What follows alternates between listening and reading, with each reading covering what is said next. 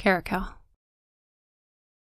Drunk, Caracal clutched a glass tankard in one hand and a heart-shaped locket in the other while sitting in a back corner of the basement of the Northern Bahantry's abandoned cathedral. Felidae and her fellow guildmates celebrated their success, but all Caracal registered was muted laughter and hollow voices. In her room, Ancilla worked on some arts and crafts project. It was either sewing or knitting, but Caracal didn't care. Her entire focus resided on the locket in her hand, its golden chain dug into her neck, but she would not take it off until the day was out. Caracal thought of the lock of hair contained within the metal heart and the young girl it had once belonged to. Snapping Caracal from her memories, Lynx, accompanied by his fellow footpads, slammed a flagon filled with water in front of her. "We're going out tonight. Sober up." She smirked and tilted her head to gaze up at the meaty footpad. "I could take them as I am now.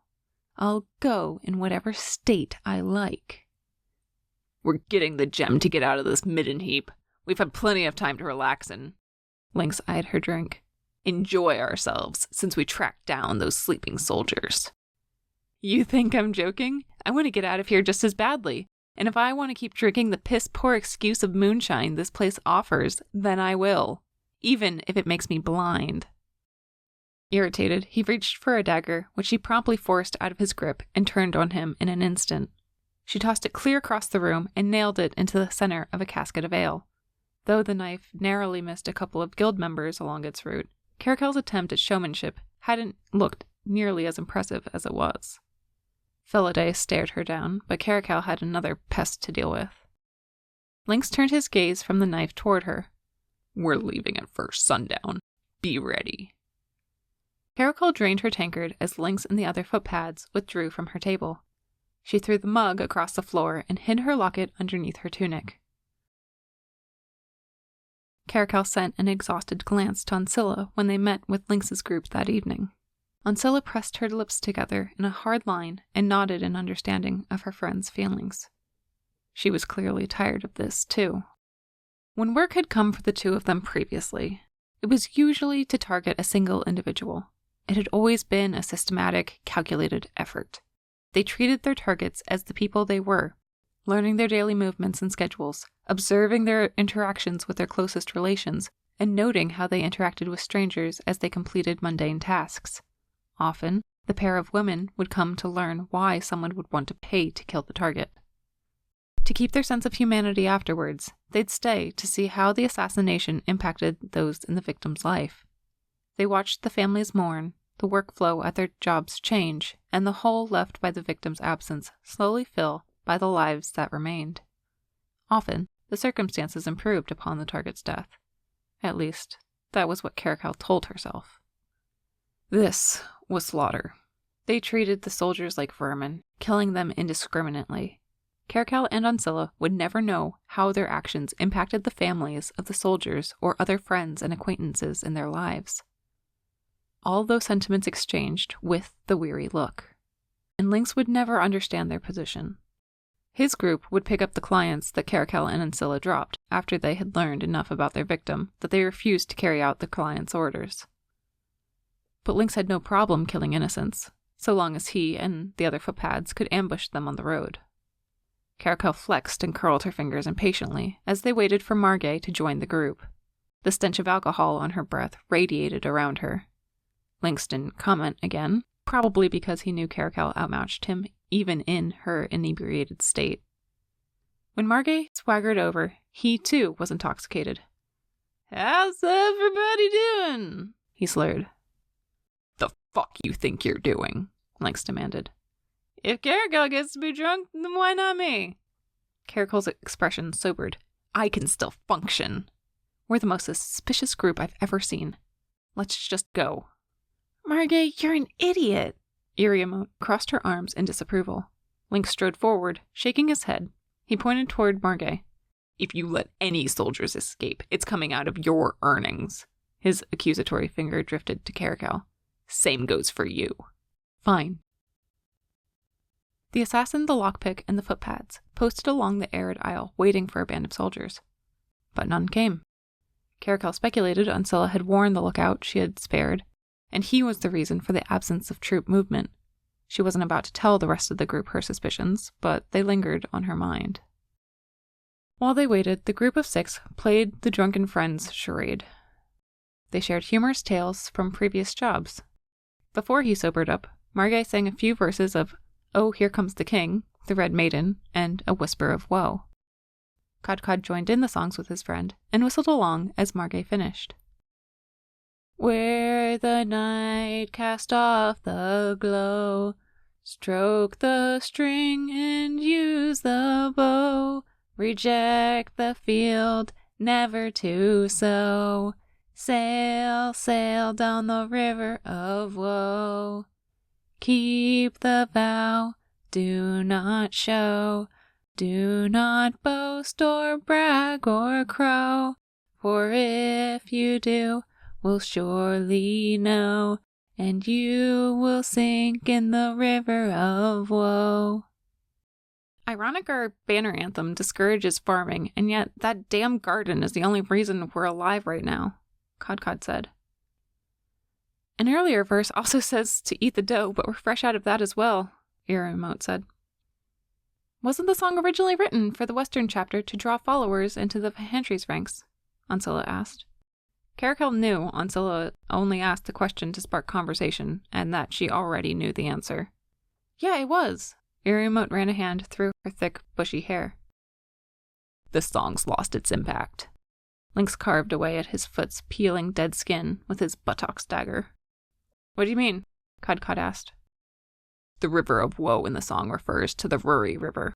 Ruri is the holy word for woe, and the western headquarters was on the Ruri before the Devorian section of it dried up. But the only ones who would know the holy language anymore are priests and wizards, who would never join us since they already have it made in life. Unless they've disgraced themselves in some way, Uncilla said. This song has lost its purpose, Lynx reaffirmed. What are you talking about? Margay said, nearing sobriety. It's a way for us to know our brothers when we're roaming in a foreign area. When was the last time you left the north? Iramote asked him. Or any of the rest of us? When has anyone traveled up here from another region? Point taken, Margay said. Caracal remained silent as the others spoke. She stared at her clenched hands, but would occasionally smirk at details from the footpad's stories. At first sunrise, they retired. The entire return journey to the abandoned cathedral, Lynx cursed their luck. He demanded they try again after sleeping the day away. The next night, no one was drunk when they left, but again, no soldiers traveled the poorly guarded route. Where there had been merriment the first night, tired tempers flared during the second. By the following morning, Lynx had lost his patience. We'll try the merchant road tomorrow, he said. We are going to become nocturnal if we keep this up, Caracal said. We're all exhausted. We should try again later. Maybe the Ryseglai are attacking Burden or Wojet instead, and that's why they aren't sending troops this direction. Uncilla kept gravely quiet, letting her friend do the talking. Maybe they recognized our pattern, Iramote suggested. We have a pattern? We just go wherever Lynx feels like, Margay said. We go again tomorrow, Lynx said. No further discussion. Ah, you've all returned, Pillade greeted the group as they entered the basement of the cathedral for refreshments. Most of the guild assembled at the square wooden tables surrounding the makeshift bar. Caracal didn't bother to acknowledge their leader's greeting. She was too tired. Any success? She asked. Not tonight, Lynx answered for the group. Just as well, we've gotten word from Credo. There's to be a massive attack on the soldiers from the southeastern chapter when the crusade party marches through the area. They've planned out all the logistics. Now they're preparing the necessary supplies. He's asked for as many guild members from the other chapters as possible to join them. I'll go, Lynx said. Maybe by the time we're done, I'll come back to a new location for the guild. If you're going, then I'm going, Margay said, grinning. We can finally put a Whisper to Woe to use again. This is just a cover for the southeastern chapter to leverage our success and claim the victory for themselves, Caracal said, without intending to be confrontational. Pillade smiled. If it goes well, we won't just move out of this rat hole, but we'll build a castle, staff it with mages, and start our own city. The Pahantry as a guild? Caracal asked. Each Headquarters, Felidae said, grinning. We're going to take out the entire crusade party. Caracal nodded skeptically. How exactly? Only those planning on attending will be told the details once they go.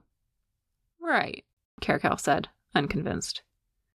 Felidae recommended, You should go and find out for yourself, Caracal. No thanks.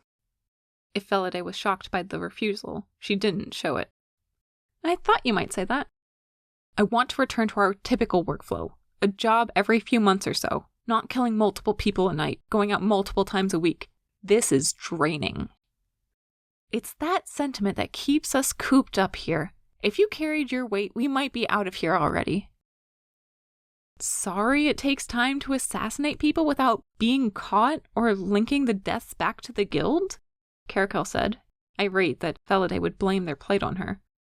Maybe if you were better at managing our dues, we could have been out. It's not like you were taking on any work. Felidae relaxed her face and took a step back. Our client has given us an additional task that will suit you better. Caracal raised an eyebrow. The same client intends to finance another job? Unless they're a wealthy monarch, they'll never be able to afford it. Still, Caracal waited, intrigued over the proposition. They've asked us to track down a list of demonists, and likewise provide the hag with their heads. I expect this job is more in line with your scruples, Felidae said. I'll take that over mass slaughter, Caracal said. Better not put all our hope into the southeastern chapter. Even if they do succeed, there's still a chance our patron will run out of gem. Perhaps. I doubt it, but perhaps. The new contract is a nice deal, too. The client offers an old minecart for each demon worshipper. Caracal stared at her chapter leader.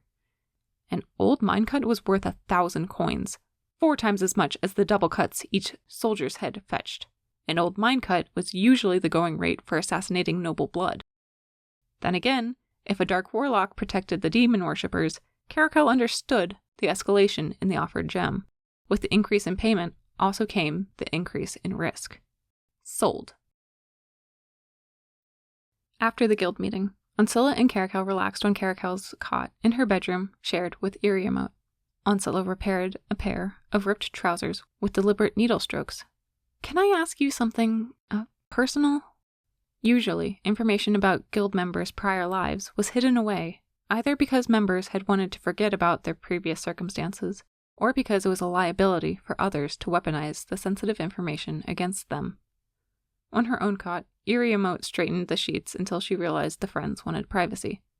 Drinking time, Iriamote mumbled before shuffling out. Caracal finally answered Ancilla's question. Sure. The day you started drinking before Akol rose. What happened? Nothing, Caracal said flatly. You've done that the past 7 rotations that I've known you. What happened? Ancilla asked again. Nothing. Are we not close enough for you to talk to me? Ancilla asked. Iriamote said you cried yourself to sleep after we stayed up all night waiting for the soldiers. Caracal didn't want to think about it. That day was over, not to return for another 398. Does it have something to do with your locket? Ancilla asked. You only wear it on that day. Caracal's chest constricted. She inhaled sharply. The locket belonged to my daughter. 2 days ago, she would have been another rotation older. I didn't know you had a daughter, Ancilla said. Reluctantly, Caracal said the words she hated. I don't anymore. She died. I'm sorry to hear that. That must have been impossible for you. Ancilla moved to wrap her arm around her friend. Caracal appreciated the minor comfort. It destroyed me. It's why I became an assassin. It's why I had to leave home and join the Vahantry. Ancilla waited for more of an explanation. I murdered the low priest who killed her. I couldn't stay in the city after that, Caracal said, blinking back the tears she couldn't stop from coming. As she spoke it, that terrible day came back to her in cringeworthy segments. The switch, the white robes stained with my daughter's blood, the shattered glass. You killed a low priest? Ancilla asked. Which one? Which one's been killed in your lifetime? Caracal refused to say his name. You're from Ferdin, Caracal nodded. The capital, Emphenai. You didn't run very far from home then. I might have gone south if I were in your position, Ursula said. I intended to, but Ocelot had found me, and I wasn't certain I'd run into another option before soldiers tracked me down. I had been depressed and deranged. He gave me hope again. Ursula put her hand over Caracal's wrist, comfortingly. What was her name? Sorrel? Ursula nodded. That's beautiful. Thank you.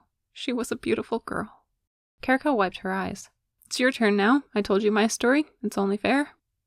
Well, I've never had children. My family is from Gia. Yile, specifically. I know you had been an artist, but what did you do in particular? Did you do embroidery? Caracal gestured to the sewing supplies situated on Ursula's lap. Ursula shook her head. I painted portraits for Low King Diaspor and his family. A lockpick seems like a logical alternative, given her deft hands. What happened? Caracal asked. I painted a compromising caricature criticizing the royal family's financial and political policies, and distributed the images to passerbys in the streets. As she listened, Caracal relaxed, not realizing her back had knotted so tightly. Back then, it wasn't public knowledge that Diaspor used his only weather mage to heat the castle and countryside, while he let the rest of the kingdom freeze. The people had a right to know about that, and that he was a self-serving fool. The royal family didn't agree. Do you have family there still? Caracal asked. Presumably. I haven't written to them since I left. I didn't want to put them at any greater risk, and I can't really afford it anyway. But my whole family lived there. Back then, I had my parents, grandparents, aunts, uncles, and my brother. By now, I probably have nieces and nephews. Are you never going to go back? I would do anything to go back and not get arrested. But everyone in Yile knows my reputation, and someone would report me. Ursula frowned during a momentary pause. Do you still have family in Ferdin? Yes. They wouldn't be pleased to see me. When we have contracts there, when I go off by myself, I check on them. Just looking in through the window, nothing more. Is that why you're anti-angelism, because of what happened with your daughter? I've been against the faith since before I lost Sorrel. Caracal ran a hand through her graying, wavy hair and clutched a section toward the back of her scalp as a self-soothing gesture. Her father and I had tried to conceive for rotations. He wanted a child more than anything. Once we became desperate enough, we saved our gem and went to a healer to help with my fertility. Shortly thereafter, I became pregnant, and I had never seen him so happy and so full of life. I knew this child would be his whole world. Unfortunately, he started having inexplicable pains. At first, he ignored them, saying they weren't a problem. When they got worse, we couldn't afford to return to the sorcerer. We had to settle with a wizard's treatment instead. The healer said they were inconsequential, but he was wrong. Caracal choked on the words. A week before Sorrel was born, my husband died. He never met the daughter he had always wanted. She heaved her breaths, trying to finish her story. I thought to myself, what a cruel, warped trick it was for him to be dealt such a fate. I turned against the realm's religion then, but if I hadn't, Sorrel might be alive. No, you can't think like that. You never know how events might pass. I didn't educate her about angelism, and the low priest beat her as a punishment. She was 8, and he beat her for not knowing that Vantame was the patron archangel of Ferdin. Over Vantame, the worst of all the archangels. Sorrel's lacerations became infected. Infected? The mage's college is in Emphanai. They must have had a healing barrier protecting the city from that sort of thing. It coincided with Aether's birth. All the decent sorcerers had traveled to Sithica. I didn't have time to wait for them to return. I had to take her back to the same wizard that had misdiagnosed her father. And he couldn't help her? Ursula shook her head. He was a useless piece of shit. The wizard gave her a few herbs, and she was dead within a turn of the suns. It was his fault. The 2 most precious people in my life vanished. I killed him right then before I slaughtered the low priest. I hate anything to do with angels or spawn or priests, and I hate incompetent wizard healing mages the most. Do you want to kill the demonists, then? Caracal flicked her gaze to meet Ursula's. Yes. Do you? I don't have much of a preference. As far as I'm concerned, we're on our own to deal with our problems. Neither angel nor demon has stepped in to help us. I don't particularly hate angelism, but I don't follow it either. Foya once had love in my heart, but no longer. So we'll risk facing the wrath of a dark warlock. It'll be the most dangerous job we've ever taken on. We will if it means getting out of here, by Feliday's castle or one of our own. I don't want you to have to spend